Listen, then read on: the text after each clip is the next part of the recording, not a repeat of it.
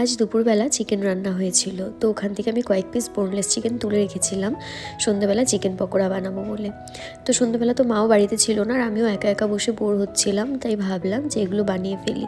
আর ভীষণ তো ঠান্ডা পড়েছিল, আমার কম্বলের নিচ থেকে উঠতেই ইচ্ছে করছিল না, কিন্তু অনেক কষ্টে উঠে এসে তারপর আমি এগুলো বানিয়ে নিলাম।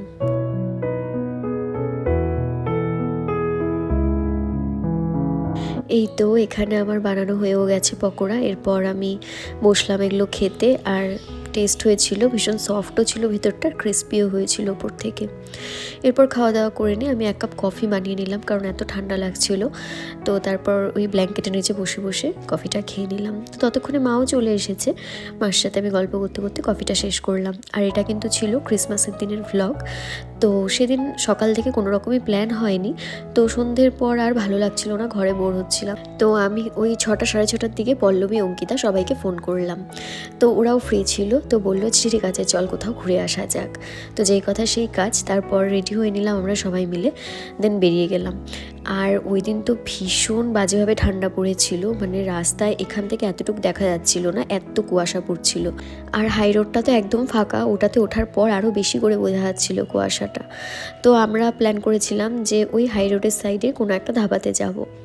তো আমরা গেছিলাম বাগানবাড়ি বলে একটা ধাবা আছে সেখানে, অঙ্কিতাই সাজেস্ট করেছিল এটা। আর জায়গাটা কিন্তু বেশ সুন্দর ছিল, চারিদিকটা খুব সুন্দর করে সাজানো।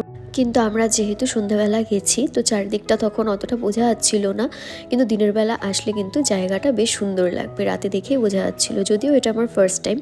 তো আমরা গিয়ে তো আগে একটু সুন্দর করে ফটো তুলে নিলাম, ভিডিও করে নিচ্ছিলাম।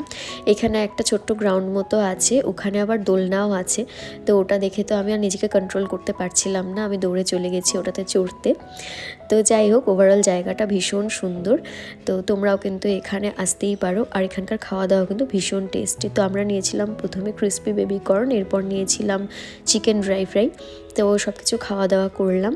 আর ততক্ষণে কিন্তু অলরেডি আরও কুয়াশায় ঢেকে গেছে পুরো চারদিকটা। আর এখান থেকে পুরো ভিউটা এত সুন্দর লাগছিল দেখতে, পুরো পাহাড় পাহাড় ফিল হচ্ছিল।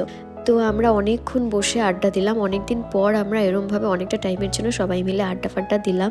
খুব সুন্দর কাটলো সেদিনের সন্ধেটা। এরপর তো দেরি হয়ে যাচ্ছিল, তাই আমরা বেরিয়ে যাচ্ছিলাম। আর বেরোনোর সময় প্ল্যান হলো যে একটু পার্ক রোডে যাব, কারণ সন্ধ্যে থেকে তো অনেক ভিড় ছিল। তো আমরা আর ওদিকটাতে যাইনি, কারণ এত ভিড়ের মধ্যে যেতে একদম ভালো লাগে না। তো ওই জন্য ভাবলাম যে রাতে ফেরার পথে একটু ঢুকবো ওই দিকটাতে, তো ওই টাইমটাতে নিশ্চয়ই একটু ফাঁকা থাকবে। আর ফেরার পথে তো কুয়াশা পুরো ঢেকে আছে চারদিকে, আরও বীভৎসভাবে পড়ছিল। তো যাই হোক, সেদিনের পুরো সন্ধ্যেটা সবাই মিলে খুব সুন্দর কাটিয়েছিলাম। সারাদিনটা বোরিং গেল, সন্ধ্যাটা কিন্তু খুব ভালো কেটেছিল। So that's it.